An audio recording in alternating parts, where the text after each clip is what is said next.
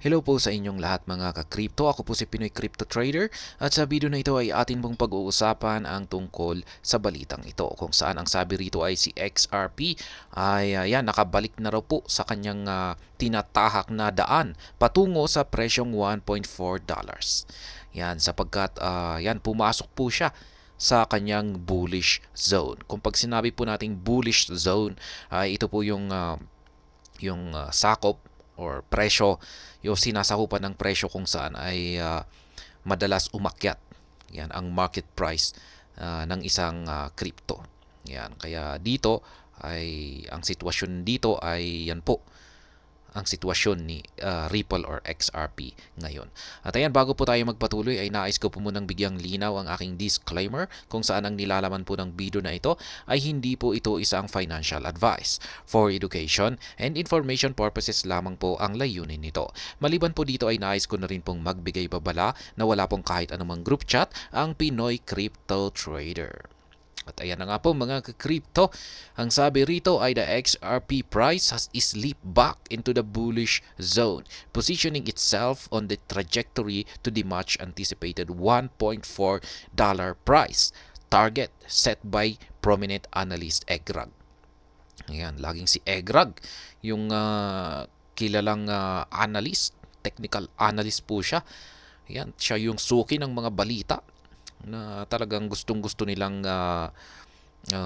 kinukuha yung kanyang mga technical analysis. Yan, para sa mga balita tulad nito. Ayan, ang sabi rito ay nakabalik na raw po ang presyo ng XRP sa tinatawag nilang bullish zone. Yan, kasi nitong mga nakalipas na mga linggo, mga araw ay bumagsak si XRP. Kaya yan, lumabas siya sa bullish zone. Ngayon ay dahil sa muling umakyat ang presyo ni XRP kasi nagsiakyatan po lahat ng mga cryptocurrencies ngayon kasi si Bitcoin mismo ay biglang umakyat kaya hinatak niya lahat ng mga cryptocurrencies. At dahil dyan ay umakyat na rin si XRP at pumuli siyang nakapasok dito sa bullish zone. Ayan, dahil dyan ay siya po ay naghahanda para magkaroon ng trajectory. Yan, or ito ay umakyat sa inaasahan ng lahat na presyong $1.4 na price target. Yan. In its recent post, Egrag confirmed that XRP remains in the bullish zone 3 days after re-entering the area. To get a clear understanding of the analyst's latest remarks, it is essential to take note of his earlier analysis in which he discussed these XRP price zones. Ayan.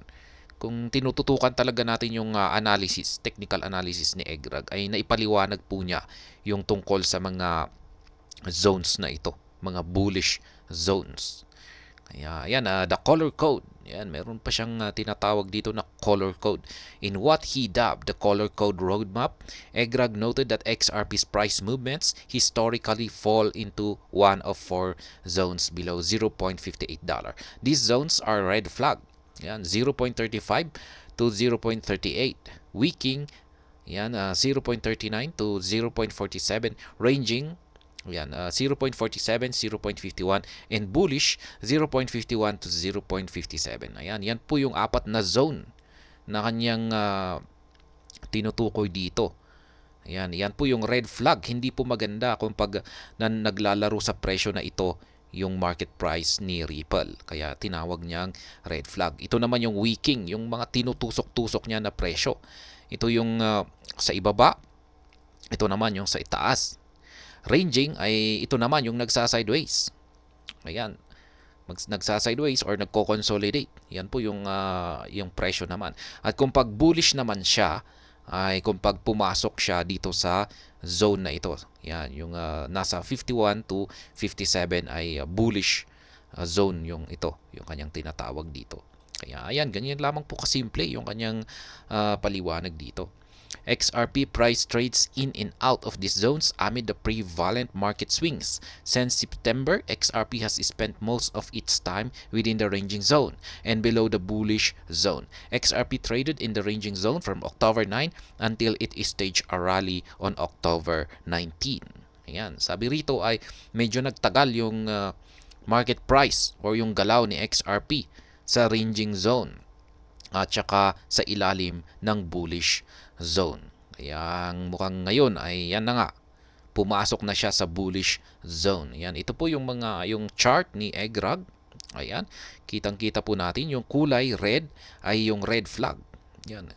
Hindi po maganda kung pag nakapasok dito yung presyo ni yung market price ni XRP kung pag pumasok siya po siya kapag pumasok pa siya sorry po.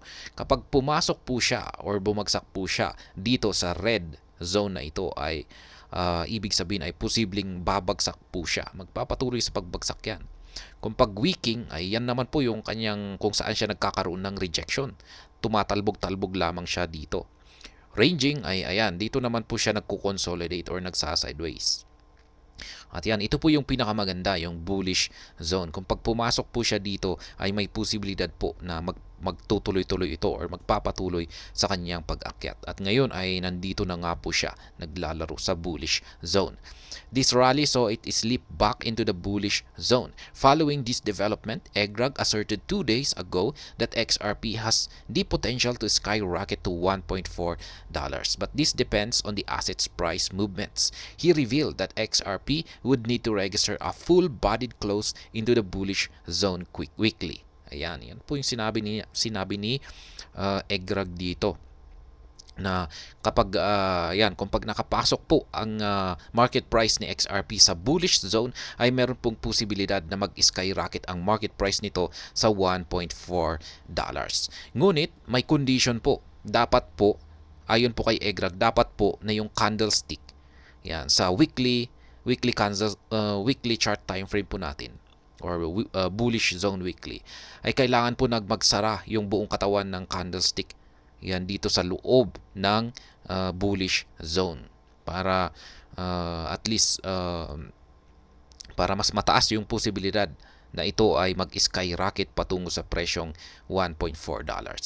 Latest insights. The analyst's latest update seeks to inform his audience that XRP is still trading within the bullish zone with a current price of $0.5228.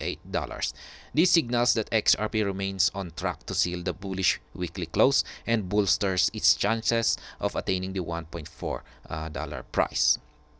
Ayan, yung current price pa rin po ni XRP ay nasa 0.5228. Ayan, at yung signal na ito ay yan, nananatili pa rin na active. Kaya ayan, tutukan na lamang po natin ang ayan, kasi may chances po, may posibilidad na ma-hit po ni XRP ang $1.4 na price target.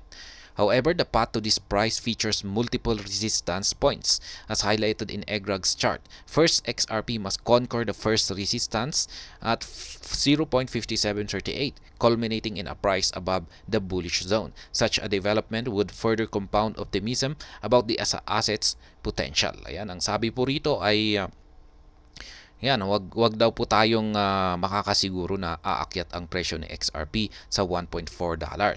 Kasi meron din pong mga multiple resistance. Yan, mga multiple resistance or mga harang yan sa pag-akyat ng market price ni XRP. Ang isa po sa mga matitibay, ayan, matitigas na resistance line dito ayon kay EGRAG ay nandito po sa 0.5738.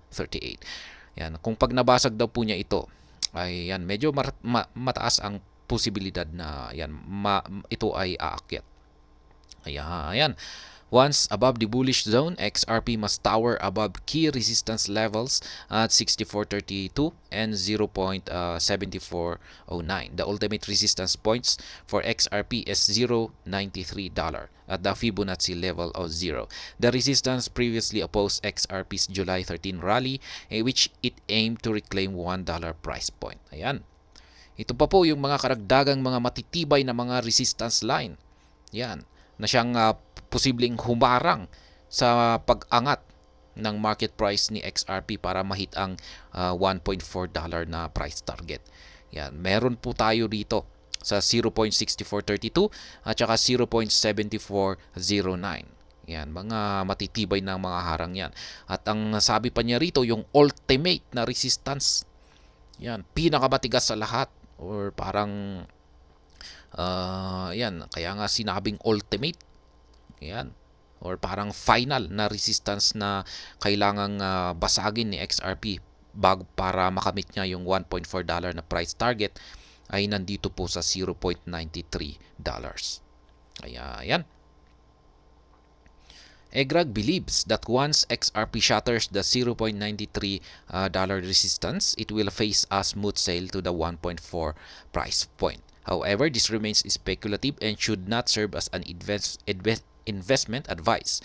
XRP is currently up by 7.24% over the past week. Ayan.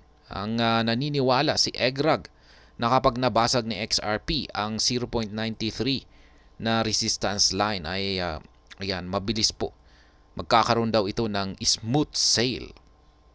Ayan. Parang mabilis yung kanyang pag-akyat patungo sa presyong $1.4. Kasi wala nang harang pa dyan hanggang sa presyong $1.4. Kaya yan po yung analysis ni EGRAG dito. Yan, para ako rin po ay magkakaroon ng technical analysis mamaya dito kay XRP. Ayan, para i-check natin kasi mukhang nagkaroon na rin ito ng breakout. Dulot po ng pag-angat ni Bitcoin. Ayan, halos lahat po, karamihan po ng mga cryptocurrencies ngayon ay umakyat at nagbasag sila ng kanilang mga resistance lines. At ayan, hanggang dito na lamang po tayo sa video na ito. Sana po ay inyong nagustuhan ang aking paliwanag dito. Kung inyo po itong nagustuhan ay pakiclick lamang po ang like button nito. Para naman po sa mga bago lamang dito, kayo po ay aking inaanyayahan para mag-subscribe. Pakiclick na rin po ang bell icon nito dahil ito po ang siyang magsisilbing notification nito sa mga bago kong videos na akin pong ina-upload sa aking YouTube channel na ito. Marami pong salamat sa panonood. Ingat po tayo lagi at God bless po sa ating lahat.